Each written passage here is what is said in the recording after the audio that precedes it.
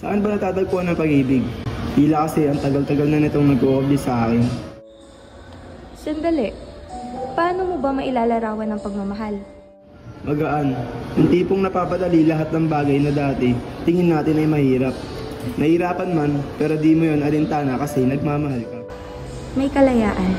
Naniniwala ako na malayang idinidikta ng puso kung ano at sino ang minamahal natin. Hindi rin ito nalilimitahan. Ang tunay na pag-ibig, walang hangganan. Ikaw, anong definisyon mo ng pagmamahal? Ako, kabahagi ng puso ko ay ang nakalaang pag-ibig sa bayan, sa kalikasan, sa mga mamamayan. Bahagi ng buhay ko ang dinggin at sagutin ang tawag ng masa. Pero paano kung sa proseso ng pagmamahal, makatagpo ka ng bala? Ano tong nag-notif sa akin? Mag-e-eduk ka? Anong gagawin mo riyan? Eh wala namang pera ron.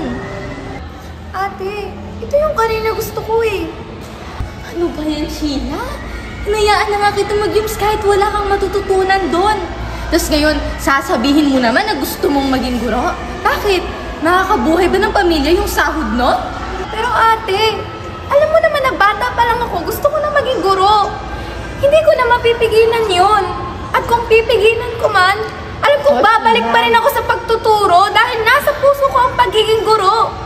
Sigurado ka ba, bro, na gusto mong patuloy magpulis? Hindi ka na lang mag-call center. Maraming naghahanap ng mga trabaho doon. Marami silang kailangan na tao ngayon. Hindi na. Alam ko na yung kukunin kong trabaho.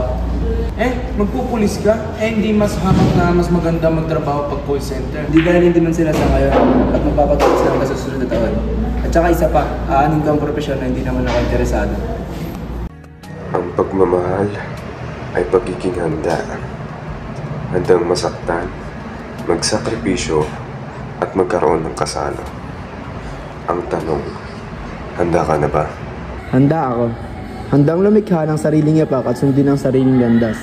Handang ibuwis ang buhay para sa sinumpang propesyon, hindi dahil sa uso, kundi dahil ito ang sigaw ng puso. Handa na rin ako. Handang magmahal at makibaka kasalo ang boses ng mga kabataang itinuturing na pag-asa ng bayan. Hindi mo pa ba nahanap ang tunay na pagmamahal? Bakit hindi mo subukang maging humanista? Dito, maraming uri ng pag-ibig ang naghihintay sa'yo.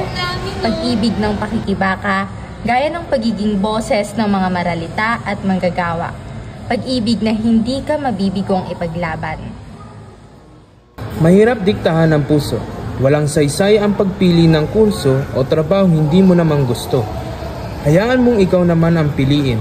Ikaw ang piniling tuparin anuman ang pangarap mo ngayon. Doon ka sa trabahong mahahanap mo ang kahulugan ng pag-ibig. Dahil kailanman, hindi nagkukubli ang pagmamahal. Hindi mo man ito maramdaman sa isang tao. Maaaring itong matagpuan sa ibang anyo. Ikaw, nasa tamang propesyon ka na ba?